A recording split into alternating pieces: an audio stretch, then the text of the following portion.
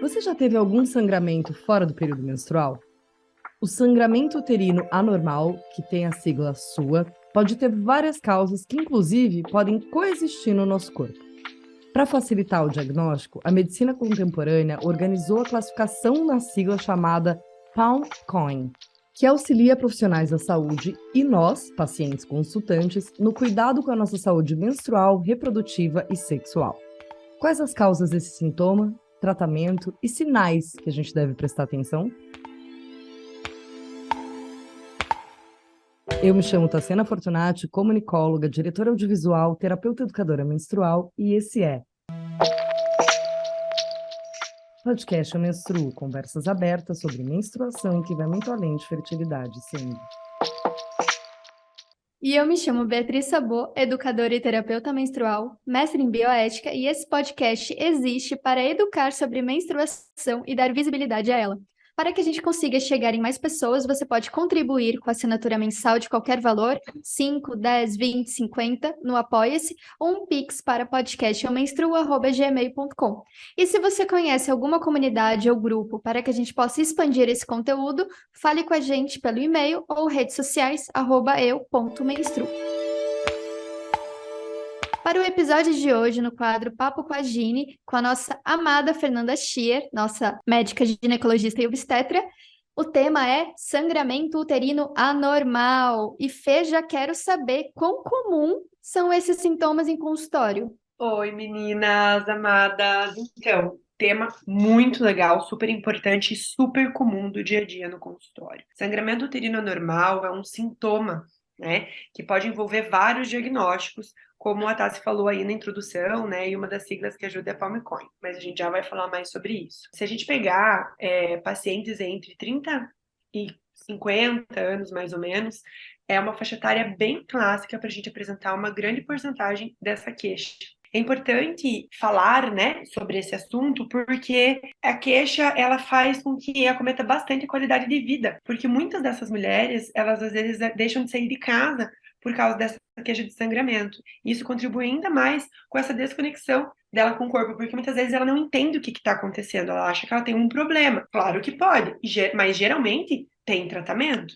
Então é bem importante falar sobre isso. Fê, o que é essa sigla PALM-COIN? FIGO, né, que é a Federação Internacional de Ginecologistas e Obstetras, para tentar organizar, mais ou menos naquela vibe dos critérios de elegibilidade da OMS para escolha de anticoncepcionais, eles criaram essa sigla, PALM-COIN, para ajudar as pessoas a identificar as causas de sangramento uterino anormal. Então, esse sangramento, ele pode ser causado por questões orgânicas, alterações anatômicas, como doenças, como mioma, endometriose, ou até mesmo questões de coagulação, ovulatórias. Então, para isso, eles dividiram no PALM, qual que é a sigla, né? O P seria pólipo, o A seria adenomiose, que é a endometriose do útero, o L seria leiomioma, também é conhecido como mioma, né? Aqui no Brasil a gente fala mais mioma. O M é malignidade. Então, pode ser, às vezes, um câncer de endométrio, um câncer do colo do útero, né? Então, aí a importância de fazer um exame físico, né, na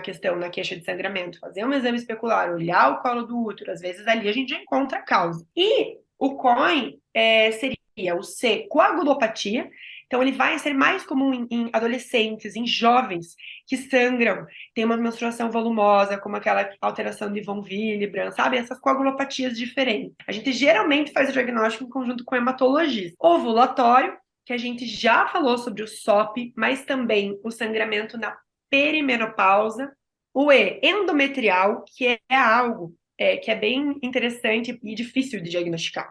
É meio que quase um diagnóstico de exclusão, porque a gente sabe que quando o endométrio vai descamar, existe a liberação de prostaglandinas. Então, acredita-se que algumas mulheres podem ter uma alteração molecular nessa liberação ali, endométrio-prostaglandinas, e faz com que esse endométrio, ele descame mais do que ele deveria, causando esses sangramentos irregulares e muito volumosos. Daí seria o E de endometrial. O I de iatrogênico, então, vocês já devem ter ouvido falar todas aquelas pacientes, aquelas mulheres que usam, por exemplo, Dilmirena, que usam hormônios e sangram por causa disso, então tem algo iatrogênico causando esse sangramento, e o N é não definido, como tudo nessa vida tem que ter uma sigla para o N, né? Então entra, por exemplo, o estimocele, que é aquelas deiscências, né? Uma frouxidão da cicatriz da cesariana, por exemplo, que pode fazer sangramento uterino anormal, dor. E isso tudo é avaliado pelo ginecologista quando a paciente chega com essa queixa. Mas uma coisa que é mega importante a gente dizer é que é uma característica da menacme, que é a fase reprodutiva da mulher. Então, mulher que já está na menopausa, que não menstrua mais, ela não tem sua. Se ela tiver um sangramento, é um sangramento pós-menopausa, né, que tem que ser investigado como tal. E gestante também não tem sua, porque ela está grávida. Então, é de uma mulher na sua fase reprodutiva, a partir do momento que ela menstrua até o momento que ela entra na menopausa. E Fê, em que momento que a gente tem que ficar atento e falar, opa, agora é hora de procurar a Gine? Então, a própria FIGO, né, ela coloca, ela tenta identificar, a gente sabe que tem uma variação muito grande nesses critérios de normalidade do ciclo menstrual, vocês sabem falar sobre isso melhor do que eu, né? Mas a gente considera o normal uma frequência a cada 21 a 35 dias. Se passar muito esse intervalo, a gente já questiona. Mas, quando a gente fala de sangramento de duração, a gente espera que dure de 2 a 8. Se passar muito, 10 dias sangrando, 11 dias sangrando, isso já é um sinal de alarme. E a quantidade de sangramento, ela é muito individual. E isso eu falo muito para os meus alunos quando eu vou dar aula de sangramento uterino normal, porque é muito importante nós profissionais de saúde valorizarmos a queixa que a paciente está dizendo. Se ela está me dizendo que ela sangra muito, aquilo é verdade, é a percepção dela. Eu não preciso saber quantos absorventes ela troca, quantas vezes. E ela está dizendo que é muito, está afetando a qualidade de vida dela, né? Então isso tem que ser valorizado. É claro que se tem uma mulher que tomou pílula a vida inteira e tem uma menstruação que é, entre aspas, normal, logo depois que para, ela pode considerar que aquilo é volumoso. Lógico que a gente tem que fazer uma educação em saúde para essa mulher. Mas um volume de sangramento que muitas vezes essas pacientes com SUA chegam contando é uma coisa bem emblemática, né? É um sangramento que vaza na cama, elas acordam encharcadas, elas precisam trocar absorvente, às vezes elas estão no shopping andando, de repente elas sentem uma coisa e escorre pelas pernas, suja toda a roupa. Então é algo bem incapacitante mesmo, que eu já peguei pacientes com sintomas depressivos por estarem com sangramento uterino normal e não verem uma luz no fim do túnel, né? Então, é nesse sentido, assim, que a gente tem que ficar atento. Vocês já passaram por isso? Porque assim, eu nunca tive essa queixa, não tenho experiência assim, né, neste corpo de Bia. Inclusive, eu sou a que quando vou para gineco e ela me pergunta, né, como é a minha menstruação, se eu já notei algum tipo de sangramento, qualquer coisa assim, eu falo que eu sangro um pouco, eu queria sangrar mais. Então, eu realmente nunca assim, parei para pensar exatamente sobre isso, sabe, Fer? E eu tô achando maravilhoso tudo que você tá trazendo. Queria perguntar para vocês. Eu tive um aumento de fluxo considerável quando comecei o tratamento da TDPM. E a gente até está investigando, Fer e eu, aos pouquinhos, ali nos exames de rotina, se pode ou não ser um caso de adenomiose. Mas esse mês veio bem menos. Então, estamos aí observando, porque pode ser o tempo de adaptação do remédio também, né? O remédio é metabolizado pelo fígado. Quando a gente olha na perspectiva da medicina tradicional chinesa, da metafísica e de outras, metafísica da saúde, né? De outras abordagens, eles falam muito da relação do fígado com a quantidade do fluxo, né? E com a consistência do sangue também. Então, pode ser que agora meu corpo esteja se adaptando a isso ou não, mas aumentou, assim, dobrou. Dobrou. Principalmente porque tem os fatores de coagulação, né, produzidos no fígado. Então, está bem relacionado mesmo. E eu nunca tive a experiência também de ter esse tipo de sangramento, mas para trazer, assim, algo, conversando com amigas mesmo, elas percebem muito isso quando elas colocam as que colocaram DIU de cobre, porque, né, não deixa de ser o iatrogênico daí, entraria nesse sentido, de realmente ser muito sangue, muito volume, né? Então tem um estímulo muito grande do endométrio, muita liberação de prostaglandina e muita eliminação de sangue. E é interessante falar que nem sempre esse sangramento vem acompanhado de cólica. É mais clássico, que isso vai depender da causa, né? Mas é mais comum a gente ter isso acompanhado com um pouco mais de cólica, às vezes esse sangue até acumula ali na vagina, às vezes a paciente está atendendo ali, está trabalhando sentada, levanta né? Esse sangue foi acumulando e sente os coágulos, elas chegam desesperadas em consulta falando que sai coágulos, mas às vezes não tem dor. Então, isso também é uma coisa que ajuda a gente a direcionar a hipótese diagnóstica dessa causa de SUA. Tanto que depois que a gente define, é bem bonitinho, porque se for um sangramento por leiomioma, a gente escreve lá, SUA-L, né? Que chama leiomioma. Bem didático. É bem bonitinho. Olha, Fernanda, é bem bonitinho. É muito Coisas de fofo, né? ginecologista. Eu amo! E Fê, e sangramentos entre menstruações entram na sua? Eles podem entrar, sim. Esse, para mim mesmo, assim, como Gine, eu sinto muito que é uma incógnita. O que que acontece que tem um estímulo ali, né, uma privação hormonal numa hora que não era esperada? Mais comum a gente abordar muito mais a questão de volume e duração do que dos intervalos. Porque tem gente que tem pequenos sangramentos na ovulação, né? Isso é Sim. relativamente comum. Eu fiquei nessa dúvida se isso entraria ou não na sua. É engraçado falar na sua, né? Fê, cheguei no consultório, tô com um sangramento absurdo. Quais são os primeiros passos? Qual que é o protocolo, assim? Por onde começa a investigação? Nossa, perfeito. E é bem importante a gente falar sobre isso para as pessoas, né, que menstruam e que estão ouvindo essa nossa conversa, para elas se sentirem um pouco mais livres, para elas procurarem um atendimento mesmo estando menstruadas. Existe muito tabu, né, delas não quererem ser examinadas nesse período de sangramento, e às vezes elas ficam esperando passar, esperando, e faz um mês que elas estão sangrando e estão com uma anemia e não vão. Então não tenham vergonha, a gente está super acostumada a examinar e é super importante, melhor ainda, examinar, estando na vigência do sangramento, porque a gente consegue ver exatamente de onde esse sangue vem, né?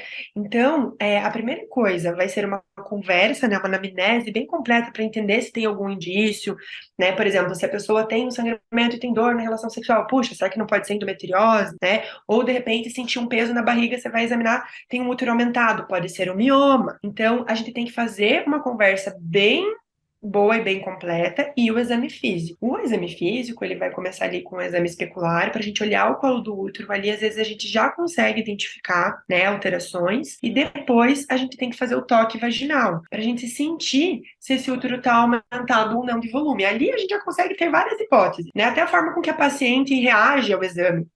Mas o que vai ajudar mesmo são também os exames complementares. Então, é bem importante fazer um ultrassom. É o primeiro exame que a gente acaba pedindo. Se a pessoa já teve penetração, a gente pede ultrassom transvaginal, se não, a gente pede via abdominal mesmo, pélvico, para ver se identifica. Nessa hora, a gente já consegue identificar miomas, adenomiose, né? E associado a isso, é super importante a gente pedir um hemograma, ferritina, para entender a repercussão que esse sangue está tendo no organismo dessa paciente. A maioria delas estão anêmicas. Ferritina no pé. A gente tem que repor ferro, né? Porque perde-se muito, até a fraqueza. Né? Existem casos emblemáticos, assim, que a gente viu, que eu vi na minha residência médica. E a mulher, ela fazia as atividades normais dela, né? Era mais velha, ele estava na perimenopausa, com seus 45, 46 anos. Já tinha alguns calorões, mas ainda menstruava. Começou a ter um aumento de fluxo, mas tinha uma hipertensão, tinha uma obesidade. E todo direcionamento, porque qual que é a linha? Se você pensar que essa paciente, ela não vai procurar um gineco, que ela vai ali no sistema público de saúde. E às vezes elas vão desesperadas com sangramento para a UPA, né? Para a unidade de pronto atendimento. E lá tem um clínico